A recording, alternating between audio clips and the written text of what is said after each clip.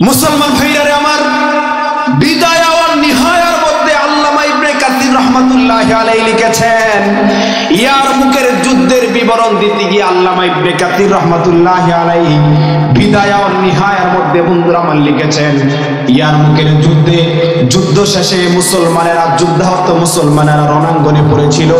মুসলমান প্রত্যেকজন যুদ্ধাহত সাহাবীদের শরীর থেকে ফিনকি দিয়ে রক্ত বের হচ্ছিল। ও মুসলমান, আমি আপনাদেরকে বোঝাতে চাচ্ছি সাহাবায়ে কেরাম একজন আরেকজনের জন্য কি পরিমাণ জামিসারি ছিলেন, সাহাবায়ে কেরাম একজন আরেকজনের জন্য কি পরিমাণ কোরবান ছিলেন, খুব ভালো করে বুঝবেন। ও মুসলমান, রণাঙ্গনে যুদ্ধাহত সাহাবীরা পড়েছিলেন, তাদের একজনের চূড়ান্ত তৃষ্ণা পেল, তৃষ্ণার চোটে বুক বন্ধুরা আমার গলা ফেটে যায় অবস্থা। মুসলমান ভাইরা আমার, তার ওই সাহাবী যুদ্ধাহত সাহাবী তার পাশে থাকা চাচতো ভাইকে ডেকে বললেন, ভাই দেখো তো কোথাও একটু পানি পাওয়া যায় কিনা, কারণ মনে হয় বেশিক্ষণ পর্যন্ত বাঁচবো না, একটু পরেই মনে হয় দুনিয়া ছেড়ে পরপারে পাড়ি জমাতে হবে।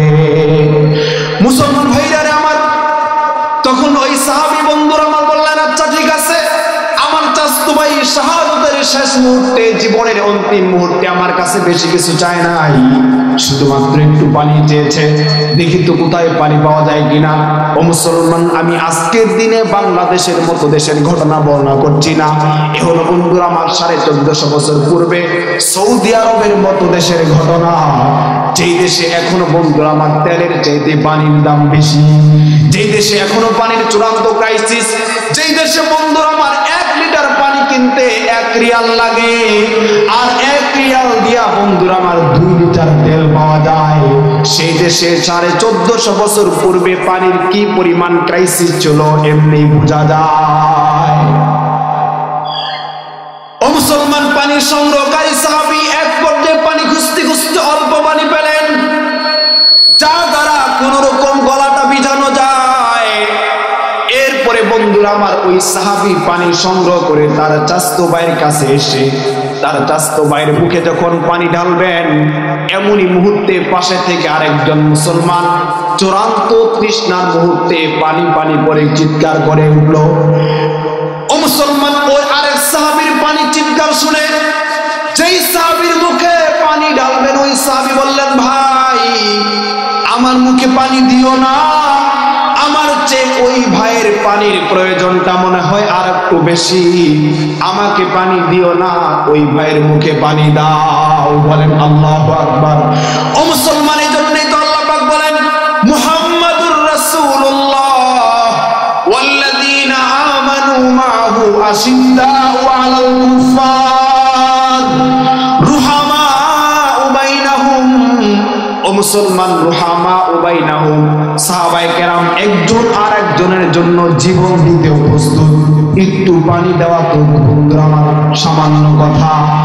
মুসলমান ভাইরা আমার, এরপরে ওই সাহাবীর দ্বিতীয় যুদ্ধাহত সাহাবীর কাছে পানি নিয়ে যাওয়া হলো। দ্বিতীয় যুদ্ধাহত সাহাবীর মুখে যখন পানি ঢালবেন, এমন মুহূর্তে বন্ধুরা আমরা পাশে থেকে আরেকজন যুদ্ধাহত সাহাবী পানি পানি করে চিৎকার করে উঠল। ও মুসলমান, দ্বিতীয় যুদ্ধাহত সাহাবী ঠিক তেমনি ভাবে প্রথম যুদ্ধাহত সাহাবীর মতো উত্তর বললেন, ভাই আমার পানি প্রয়োজন নাই, আমার ওই মুসলমান ভাইকে পানি দিয়ে আসো। অথচ তার পানির তৃষ্ণায় তার গলা বুক ফেটে যায় অবস্থা, বুক ফেটে যায় অবস্থা, নিজের চূড়ান্ত কঠিন অবস্থা, এরপরও নিজের উপর অন্যকে ইসার করেন, প্রাধান্য দেন। আল্লাহু আকবার। সাহাবায়ে কেরাম, মুসলমান ভাইরা আমার, পানি সংগ্রহকারী সাহাবী তৃতীয় যুদ্ধাহত সাহাবীর কাছে গেলেন, যায় দেখলেন তিনি বন্ধুরা আমার শাহাদাতের অমিয় সুধা পানি পান করে বন্ধুরা আমার আল্লাহ পাকের ডাকে সাড়া দিয়ে চলে গেছেন। ও মুসলমান, তিনি ভাবলেন যেহেতু তাকে পানি পান করাইতে পারলাম না, দেখি তো দ্বিতীয় জনকে পানি পান করানো যায় কিনা। এরপরে তিনি দ্বিতীয় জনের কাছে এসে দেখেন তিনিও শাহাদাতের অমিয় সুধা পান করেছেন। বলেন না আল্লাহু আকবার। পানি সংগ্রহকারী সাহাবী ভাবলেন যেহেতু তাকেও পান করাইতে পারলাম না, দেখি তো আমার চাচতো ভাইকে একটু পান করানো যায় কিনা। চাচতো ভাইয়ের কাছে এসে দেখেন তিনিও আরফিকে আলার ডাকে সাড়া দিয়ে ও মুসলমান শাহাদাত বরণ করেছেন। বলেন না আল্লাহু আকবার। এই হলো সাহাবায়ে কেরাম। নিজের উপরে অন্যজনকে প্রাধান্য দেন, নিজের চূড়ান্ত প্রয়োজনের উপরে অন্যকে প্রাধান্য দেন। এ হলো সাহাবায়ে কেরাম। নিজের চেয়ে অন্যকে ভালোবাসেন। এ হলো সাহাবায়ে কেরাম। ও মুসলমান, আর আজকে আমাদের দেশের মুসলমানদের অবস্থা কি? একজন আরেকজনের জন্য জীবন দিবে তো দূরের কথা, এক মুসলমান আরেক মুসলমানের জন্য রক্ত দিবে তো দূরের কথা, এক ভাই আর এক ভাইকে খুন করার জন্য প্রস্তুত, এক মুসলমান আর এক মুসলমানকে খুন করার জন্য প্রস্তুত। ও মুসলমান, আমাদের দেশে অনেকগুলি রাজনৈতিক দল আছে, এক দলের নেতা আর এক দলকে খুন করার জন্য প্রস্তুত। তবে অত্যন্ত পরিতাপের সাথে বলতে হয়, একই দলের দুই নেতা একজন আরেকজনকে খুন করার জন্য প্রস্তুত। ঠিক বললাম না? ঠিক বললাম। একই দলের দুই নেতা একজন আরেকজনকে খুন করার জন্য প্রস্তুত। কেন? কারণ আগামী তো ক্ষমতায় থাকলে আমি চেয়ার পাবো না, এজন্য খুন করে আগুনে পোড়ায়া দেওয়া হয়। এ হলো আজকের মুসলমান।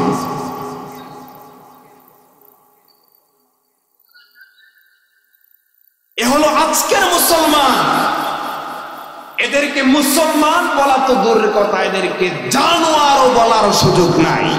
দেখবেন একটা কুকুর আরেকটা কুকুরকে হত্যা করে না, একটা কুকুর আরেকটা কুকুরের গোশত খায় না, এক শৃগাল আরেক শৃগালকে হত্যা করে না, এক শৃগাল আরেক শৃগালের গোশত খায় না। একটা কুকুরের ভিতরে যতটুকু জাতীয়তাবোধ আছে, একটা শৃগালের ভিতরে যতটুকু জাতীয়তাবোধ আছে, আমাদের দেশের অনেকের ভিতরে এতটুকু বোধ নাই। কথা বলেন ঠিক কিনা? এতটুকু বোধ নাই। সম্মানিত উপস্থিতি, বাবা হয়ে সন্তানকে খুন করে, সন্তান হয়ে সম্পত্তির লোভে বাবাকে খুন করে। শুনেন নাই? শুনেন নাই? কথা বলেন, শুনেন নাই? এর চেয়েও জঘন্যতম সংবাদ হলো পরকীয়ার কারণে মা নিজের সন্তানকে হত্যা করে। কিশোরগঞ্জের ঘটনা, কয়েক বছর আগের ঘটনা। আজকে মানুষের মধ্যে ধর্ম কর্ম তো দূরের কথা, ইনসানিয়ত মনুষ্যত্ব বোধিত নাই। ধর্ম তো বহু দূরের কথা, মনুষ্যত্ব বুদ্ধি নাই আজকে মুসলমানদের। মুসলমান ভাইরা আমার কথাগুলো দিলে বুঝবেন। লম্বা কথা বলতে চাই না। বিশ্বনবী তো স্পষ্ট করে বলে দিয়েছেন, বনি ইসরায়েল লোকেরা ৭৩ দলে বিভক্ত ছিল, আমার উম্মতেরা হবে ৭২ দলে বিভক্ত ছিল, আমার উম্মতেরা হবে ৭৩ দলে বিভক্ত। এই ৭৩ দলের সবগুলোই জাহান্নামে যাবে, শুধুমাত্র একটা দল জান্নাতে যাবে। সাহাবায়ে কেরাম জিজ্ঞেস করলেন, নবীজি তারা কারা? বন্ধুরা আমার, নবীজি বললেন, মা আনা আলাইহি ওয়া আসহাবি, আমি এবং সাহাবায়ে কেরাম যে দল এবং মতের উপরে আছি, এই মত এবং পথের উপরে যারা প্রতিষ্ঠিত থাকবে তারাই কেবলমাত্র জান্নাতে যেতে পারবে। মুসলমান ভাইরা আমার, নবী এবং সাহাবীদের মতামত কি? আল্লাহ পাক কোরআনে বলেন, মুহাম্মাদুর রাসূলুল্লাহ ওয়াল্লাযীনা আমানু মাহু আশিদ্দাউ আলাল কুফার রুহামাউ বাইনাহুম। নবী এবং সাহাবীদের পথ ও মত হলো আশিদ্দাউ আলাল কুফার রুহামাউ বাইনাহুম।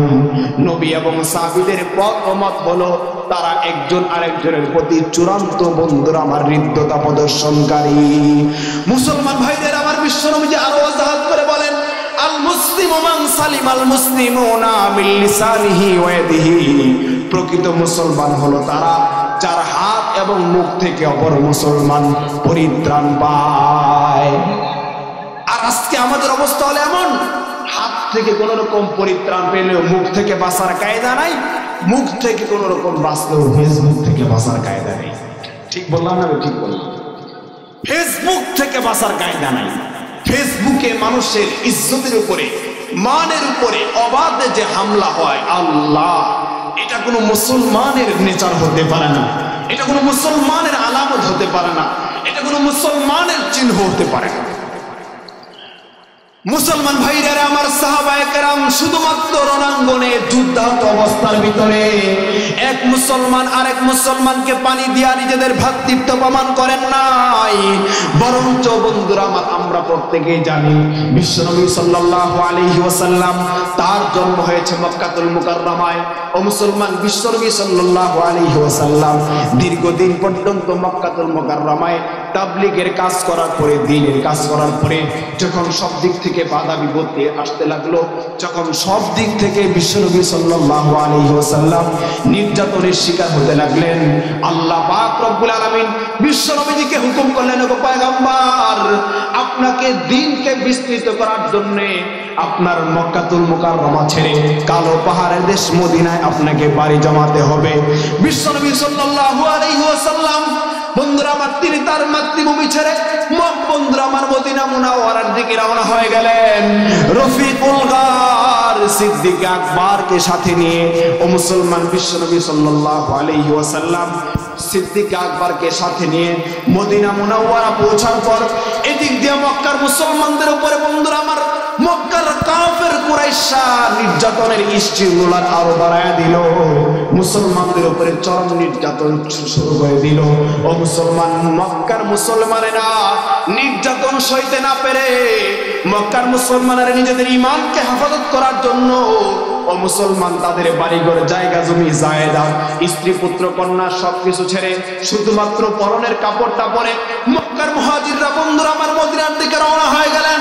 মক্কার মুহাজিররা মদিনা পৌঁছার পর মদিনার আনসাররা মক্কার মুহাজিরদের প্রতি কি পরিমাণ সৌহার্দ্য প্রদর্শন করেছেন, মদিনার আনসাররা মক্কার মুহাজিরদের প্রতি কি পরিমাণ ভালোবাসা প্রদর্শন করেছেন, মদিনার আনসাররা মক্কার মুহাজিরদের প্রতি কি পরিমাণ ভালোবাসা দেখাইছেন। মুসলমান, মদিনার মুসলমানেরা মক্কার মুহাজিরদের প্রতি যে ভালোবাসা দেখাইছেন, পৃথিবীর ইতিহাস তা স্বর্ণাক্ষরে লিখে রেখেছে।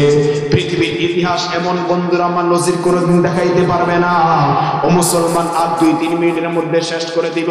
ও মুসলমান, মদিনার মুসলমানেরা মক্কার মুসলমানদের প্রতি যে চূড়ান্ত সৌহার্দ্য প্রদর্শন করেছে, মদিনার বন্ধুরা আমার আনসাররা মক্কার মুসলমানদেরকে যে সাহায্য করেছেন, যে সম্মান প্রদর্শন করেছেন, যে ভ্রাতৃত্ব দেখাইছেন, ও মুসলমান, তা হলো ইতিহাসে বন্ধুরা আমার সংরক্ষিত লেখা থাকবে।